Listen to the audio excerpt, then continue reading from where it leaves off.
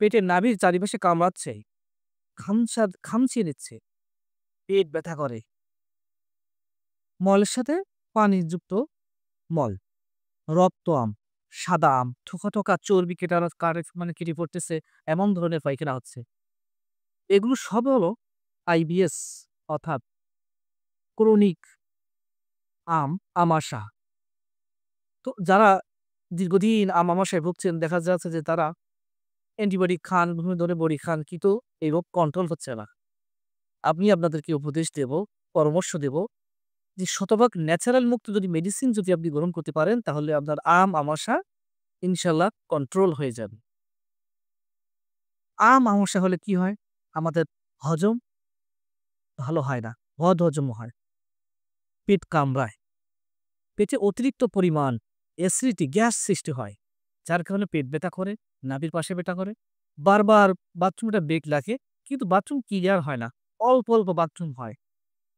যার কারণে দেখা যাচ্ছে আপনার এই গ্যাসের কারণে মলটা পানিযুক্ত, আমযুক্ত, সাদাযুক্ত, গেজাযুক্ত, চর্বি কাটার মতো যুক্ত, থোকা, থোকা এমন আম পড়তেছে।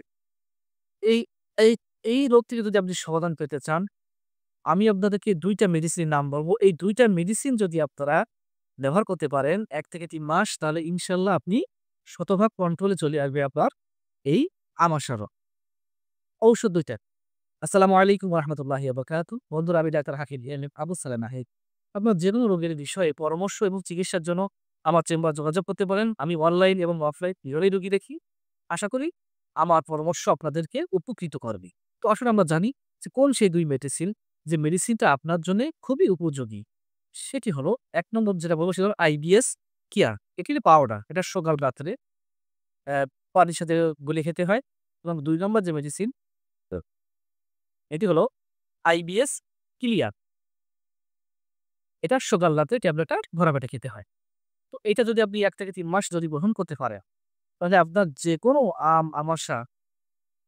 আমাশার জন্য যে গ্যাসের সমস্যা হচ্ছে, হজম সমস্যা হচ্ছে, পায়খানা ভালো হচ্ছে না, ইনশাআল্লাহ সবকিছু সুন্দরভাবে, চমৎকারভাবে আপনি আরোগ্য লাভ করবেন। এইজন্যে অবশ্যই ঔষধ কেনার ক্ষেত্রে সতর্কতা রাখবেন। কারণ হচ্ছে এটা, আমাশার ক্ষেত্রে অনেক ওষুধ আছে। কিন্তু দেখা যাচ্ছে আপনি অ্যালোপ্যাথি খুব দামি, দামি অ্যান্টিবায়োটিক খেয়েছেন বা বিভিন্ন ধরনের ওষুধ খেয়েছেন কিন্তু কাজ হচ্ছে না। আপনি একটিবার আমাদের এই মেডিসিনটা আপনি ট্রাই করে দেখতে পারেন। আশা করি আমার ভিডিওটা আপনার উপকার হয়েছে। সকলের সুস্বাস্থ্য কামনা করি। আসসালামু আলাইকুম ওয়া রাহমাতুল্লাহি ওয়া বারাকাতুহু।